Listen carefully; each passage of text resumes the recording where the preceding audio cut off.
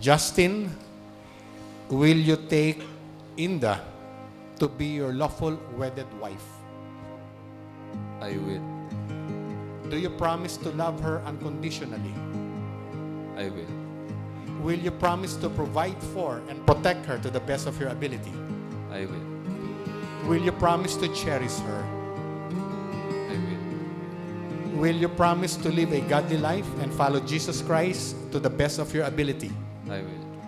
Will you promise to be a spiritual leader of your home and be a godly example to your wife and to your children? I will. Will you promise to raise up your children in the fear and knowledge of God according to the Bible? I will.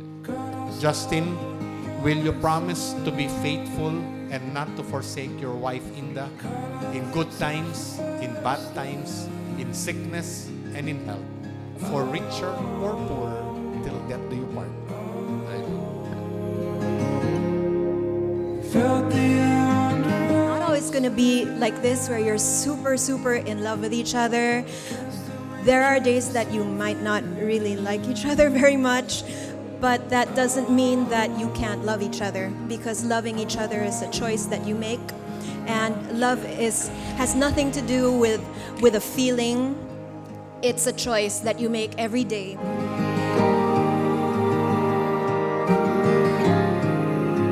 You guys are together and there's a glue that sticks you together. And make sure that that glue is Jesus and is God. Because if you make Him your glue and you make Him the priority in your life, everything else falls into place. And I know you guys know that. And I just like to remind you guys.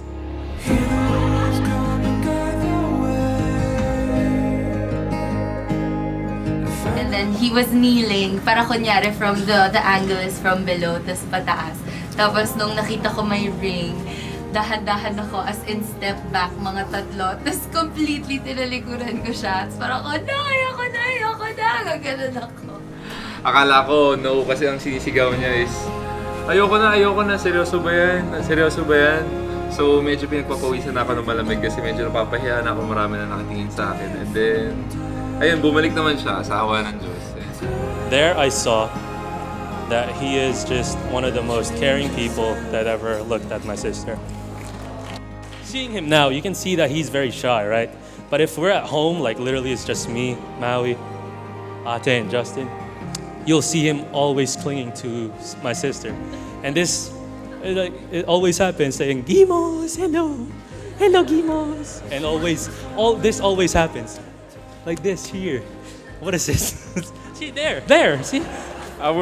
We would run around our car, the Nissan, and she would say, Maui, away!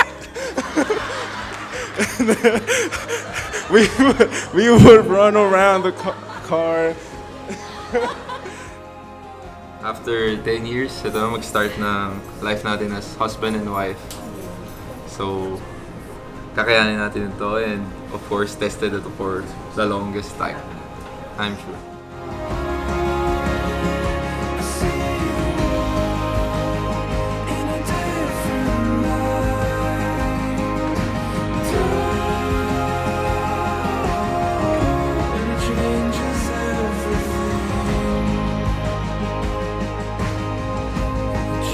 Justin is the spitting image of our Father.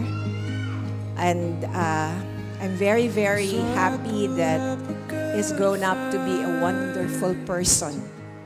Wonderful person. Inda is very, very lucky to have him for a husband. And I'm very sure that Justin is very lucky to have Inda. Si Inda kasi has a very bubbly personality. We love her so much. She could brighten up the room even most bleak of situations. She could brighten up the room.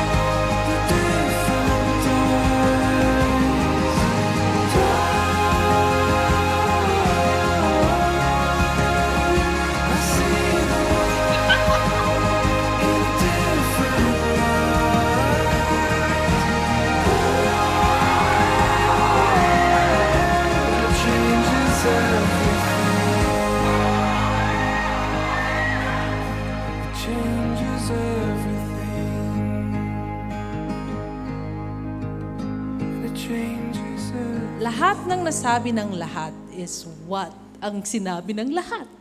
Pero ang sabi ni Mama Yael, love ni Mamang Zinda. I used to sing her this when she was a baby. Until now, I still sing that to her. So now, love ni Mama si Justin.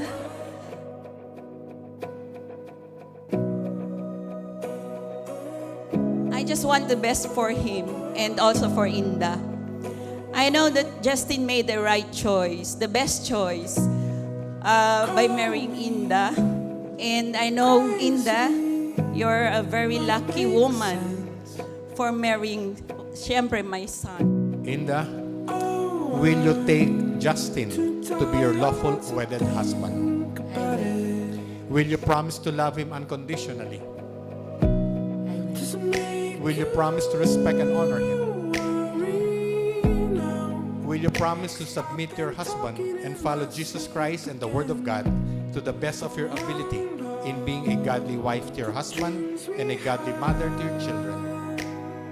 Ibebenta ko lang yung kapatid ko sa'yo. Anyway, binili mo na siya. At hindi mo na siya pwede ibalik. Okay. Anyway, ang masasabi ko lang, malaking naging pagbabago kay Justin ever since. And alam mo naman kung paano siya nagbago. So, wish you all the best. And nandyan lang ako para umuta. Para magbigay ng bakuna sa mga magiging anak ninyo. And yun, support system in the future if kailangan. Hindi ibig sabihin na kapag kasama mo ang Diyos, ay hindi ka na makakaranas ng bagyo, ng alon. Subalit, anytime, kahit natutulog ang Diyos, pwede mong tawagin. I knew back then that everyone told me once I had a daughter, it was going to be hard to let her go. And it has a special place in my heart. But in this case, it's very easy because of the guy, of Justin, that I've grown to know. I feel confident that he will protect her and provide for her and support her as only he can do.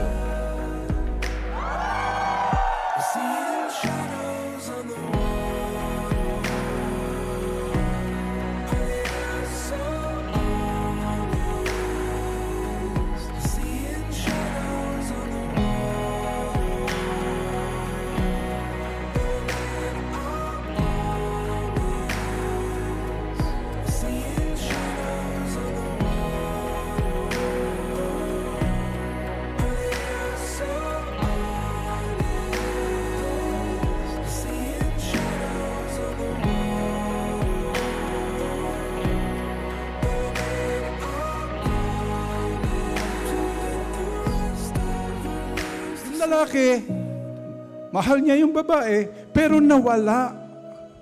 Dahil kasi nawala na yung gusto niyang nakita at nadama doon sa babae at ganun din sa lalaki. Kaya dapat mag-iisip at mag-uusap ang mag-asawa, mag-boyfriend at mag-partner.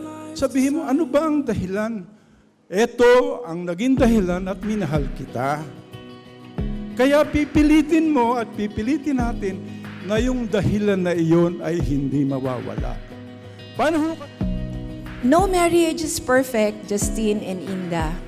But the first thing that you have to give to this marriage is the commitment to stay on no matter what.